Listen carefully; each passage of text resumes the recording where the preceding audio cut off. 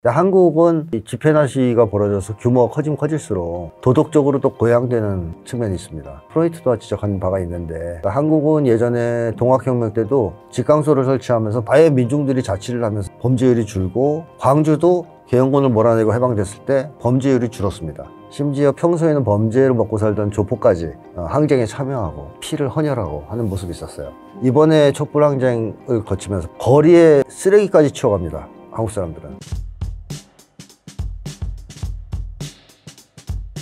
우리나라의 계엄령부터 대선까지 외신의 반응은 어땠나요? 간단하게 한마디로 경이로운 시선, 놀랍다. 사실 우리나라가 그 해방 이후부터 지금까지, 또 한국전쟁 이후부터 본다면 지금까지 대통령을 끌어내린 게 3번, 이승만, 박근혜, 윤석열까지 3번을 끌어내렸고, 그 다음에 군부 독재를 퇴진시킨 그 6월 항쟁까지 포함한다면 4번 이상 되는 거예요, 거의. 최근 10년 동안 2번 탄핵을 했어요. 이게 지구촌에 있는 역사상 처음이거든요. 외국에서는 있을 수 없는 일이죠. 예를 들면 프랑스 사람들이 맨날 그 자랑한단 말이에요. 프랑스 대혁명의 나라야, 우리는.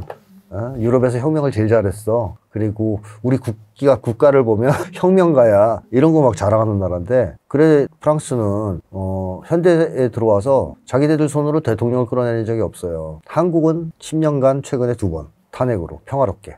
놀랍죠. 일단 경이롭게 보고 있다. 그래서 놀랍다, 부럽다, 존경스럽다 이런 얘기까지 나오는 상황이다, 이런 거고. 그러다 보니까 미국에서 그런 얘기가 나온답니다. 지금 반트럼프 시위하는 시위대가 한국처럼 하자, 한국처럼 우리도 대통령 탄핵하자, 또 뭐 한국처럼 국민항쟁으로 트럼프를 압박해서 굴복시키자, 뭐 이런 주장도 나온다 그러고. 그러니까 이제는 다른 나라에서 시위하거나 집회하거나 뭐 이럴 때 한국이 언급될 정도로 빈번하게 외국인들한테 상당히 큰 인상을 준 것 같고요. 이재명 대통령도 이제 그런 걸 알고 있기 때문에 민주주의 같은 걸 얘기했다고 생각합니다. 외국인들이 눈여겨보는 한국의 시위 문화는 어떤 것들이 있나요? 외국인들이 한국에 시위하면 놀라는 것이, 일단 정치 참여가 엄청나다는 걸 놀라죠. 그러니까 정치 참여를 많이 한다는 것은 일본과 비교하면 금방 할 수 있는데, 대통령 선거 투표율이 우리나라는 이번에 막 78점 나왔잖아요. 옛날에 뭐 많이 나왔을 땐 80 근처에도 가고, 그러니까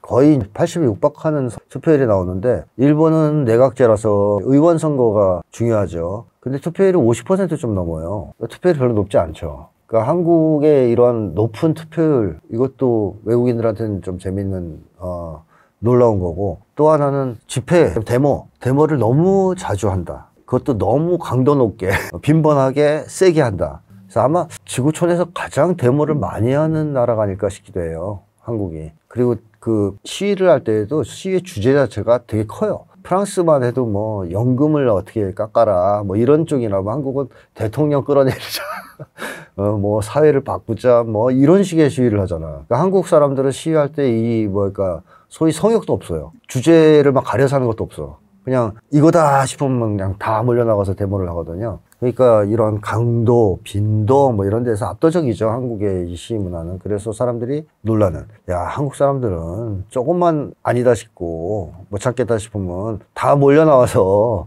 데모를 하네. 근데 그렇게 해서 또 대통령을 끌어내려, 자기들이. 그리고 원하는 정부를 탄생시켜. 뭐 이런 것이 외국인들한테 굉장히 놀랍게 이제 느껴지겠죠. 네, 한국인들의 이러한 높은 정치 참여는 제가 계속 한국인의 민족 심리에서 강조하는 우리성과 큰 관련이 있죠. 사실 정치에 대한 높은 관심은 결국 공동체에 대한 관심이거든요. 그러니까 나한테만 관심이 있다, 개인에게만. 그러면 정치에 관심 없이 사는 게 편해요. 괜히 정치에 관심을 가질 이유가 없어요. 그런데 공동체에 관심이 간다, 그러면 정치에 관심 가죠. 공동체를 어떻게 운영하느냐와 관련된 문제를 정치에서 결정하니까. 그게 한국 사람들이 정치에 대한 높은 관심이 있다는 얘기는 결국 공동체에 대한 관심이 뜨겁다는 겁니다. 그래서 한국 사람들은 개인 문제보다 오히려 이 공동체 문제인 정치 문제에 더 흥분하고 더 열정적으로 참여하는 경향이 있어요. 이게 한국인의 우리성과 좀 관련이 있다고 보고, 그게 한국인들의 이 강도와 빈도에서 세계 최고 수준인 시위 문화를 만들어냈다, 이렇게 이제 보여지고, 그 다음에 또 하나 한국인들의 놀라움은 높은 실천력입니다. 높은 실천력 또는 행동력. 그러니까 외국 같은 경우는 하다가 안 되면 이제 포기하고 주저앉고 뭐 그러잖아요. 근데 한국 사람들은 끝을 보는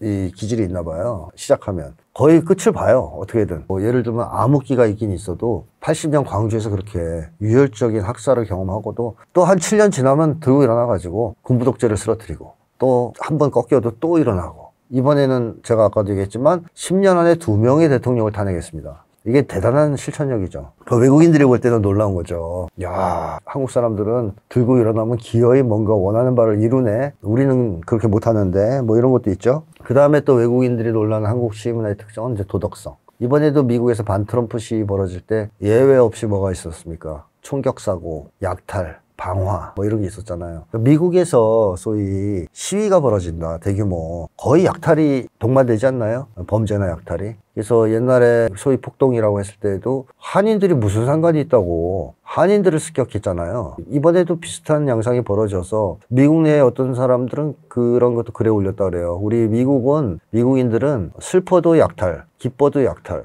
화가 나도 약탈을 한다.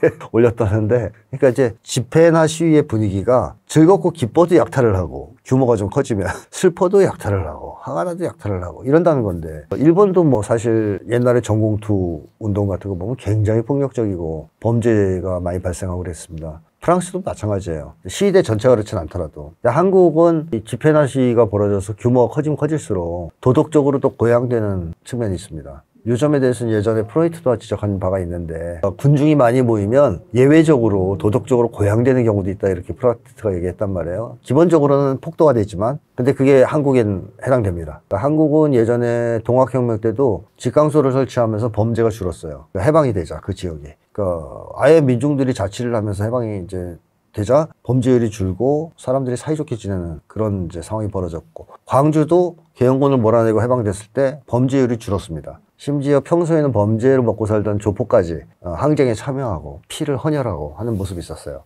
이번에 촛불항쟁을 거치면서 박근혜, 윤석열 탄핵 과정을 보면 거리에 쓰레기까지 치워갑니다. 한국 사람들은. 단 한 건의 인명사고도 없었어요. 그렇게 촛불 시위를 많이 했는데 미국은 당장 엊그제 시위에서 총격사고 나서 죽었거든요, 사람이. 근데 한국은 사람이 죽는 일도 없고 다치는 일도 거의 없습니다. 진압에 의해서 그런 게 있으면 이 시위대들 사이에서 그런 게 벌어지는 건 별로 없어요. 그리고 가게 약탈하는 경우는 전혀 없죠. 그래서 한국의 이 가게들은 대규모 시위가 벌어져도 전혀 긴장하지 않아요. 시민들이 자기 가게를 습격할 거라 생각을 안 하니까. 근데 외국은 샷다내린단 말이에요. 이런 도덕성. 한국인들은 시위를 벌여도 굉장히 도덕적 수준이 높게 시위를 벌인다라는 이런 것도 외국인들한테는 좀 놀라운 점이고, 마지막으로는 축제성이라 할까요? 시위를 정말 즐긴다, 저 사람들은.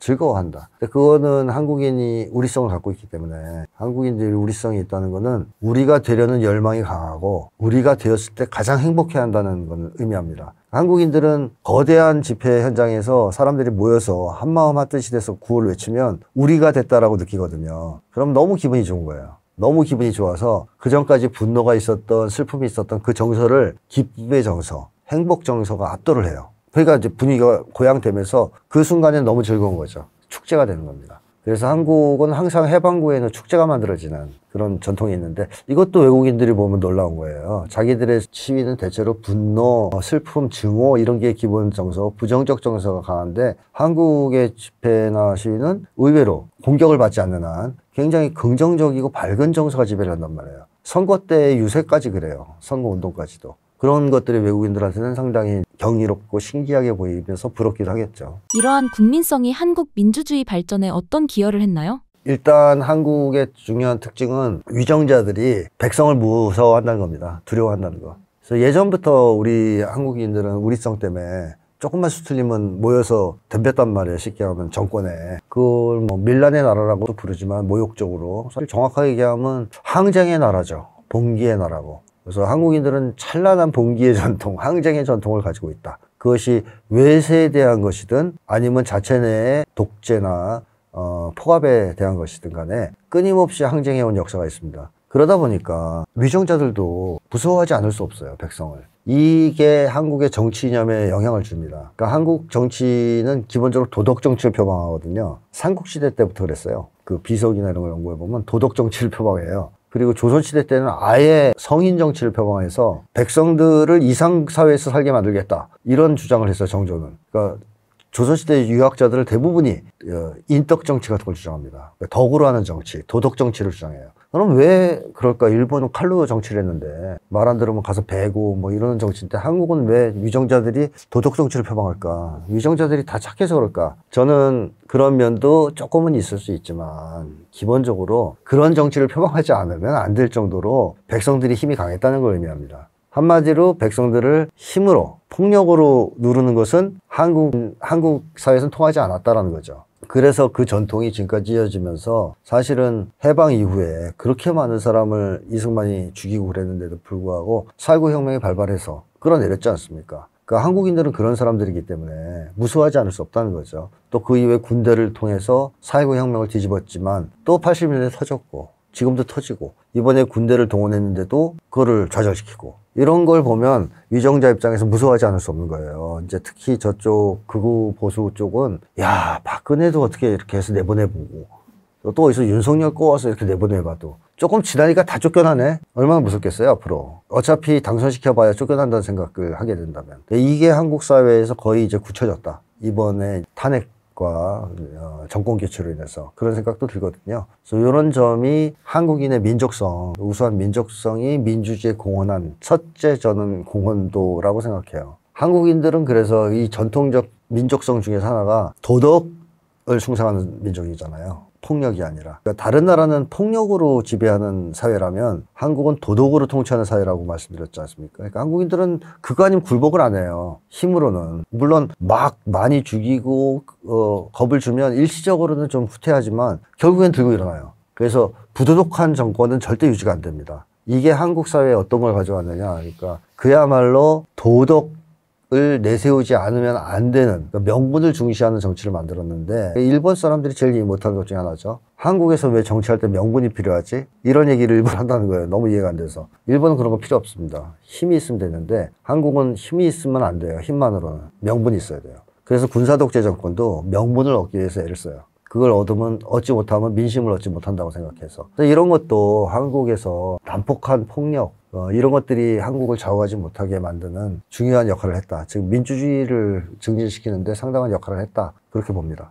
한국의 민주주의 문화의 수준을 평가해 주신다면? 저는 여러 면에서 세계 최고 수준에 도달하고 있다고 봐요. 일단 주권의식. 국민들이 직접 정치의 주인으로서의 자각이 있고 그것을 실현하기 위해서 적극적으로 참여하는 것, 이런 데서 세계 최고 수준에 도달했고 여러 가지 법과 제도 이런 것도 시위문화 이런 데서 정말 개인민주주의라고 할 만한 수준에 도달했다고 보거든요. 근데 딱 하나 한국인들한테 남아있는 치명적인 약점은 뭐냐면 이 국가보안법 체제가 만들어낸 반민주적인 의식이 있습니다. 그게 뭐냐면 사상의 자유를 부정하는 사람들이 대부분이에요. 한국 사람들이. 그러니까 노무현 전 대통령이 그런 얘기를 하셨거든요. 한국 사회에 공산당이 허용될 때라야 진정으로 민주주의가 실현되었다고 말할 수 있다. 이런 얘기를 하신 적이 있어요. 대통령 재임 중에. 그 얘기를 만약에 노무현 전 대통령이 유럽이나 미국 같은 데 가서 했다면 아무 문제가 안 돼요. 그쪽 사람들은 그냥 물어봤을 거예요. 그런 당연한 얘기를 왜 하세요? 이렇게 물어봤을 거예요. 근데 그 얘기를 했다 그래서 노 전 대통령이 공산주의자로 불렸어요. 한국에서. 엄청 욕을 먹고. 노 전 대통령이 하신 얘기, 노무현 전 대통령이 하신 얘기는 간단합니다. 사상의 자유를 인정해야만 진정한 민주주의 국가다라는 얘기를 한 거예요. 근데 이 한국에서 이게 받아들여지질 않아요. 한국은 사상의 자유를 인정하지 않아도 괜찮다. 특히 사회주의, 친북에 있어서는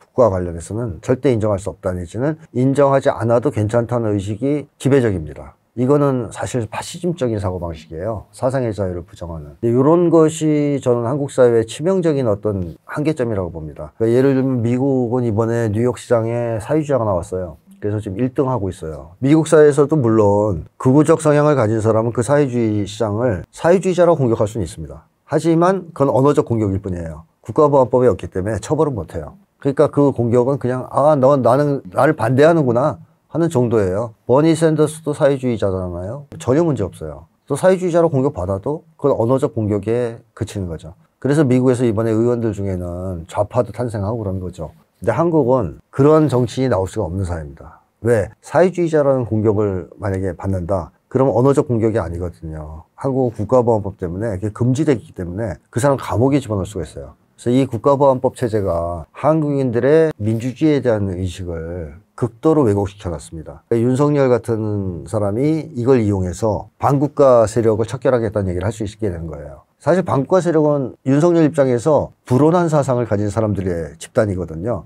근데 한국 사회는 국가보안법이 사상의 자유를 제한했기 때문에 불온한 사상을 가진 사람들을 처벌할 수가 있는 사회예요. 그러니까 윤석열이 그걸 적으로 돌리고 척결해야 된다고 주장할 수 있었던 거죠. 근데 만약에 사상의 자유가 인정되는 자유민주주의 국가라면 그런 주장 자체를 하는 건 파시즘이에요. 특정한 사상을 가지고 있거나 뭐 불온한 사상을 가지고 있는 사람을 배척하거나 처벌할 수 있다고 생각하는 발상 자체는 파시즘이죠. 이제 그런 점에서 한국은 이 국가보호법 체제로 인하여 국민들이 진정한 민주주의 의식을 가지고 있기보다는 파시즘적 사고를 하는, 즉 반민주적 의식을 가지고 있는 이런 기형성이 있다.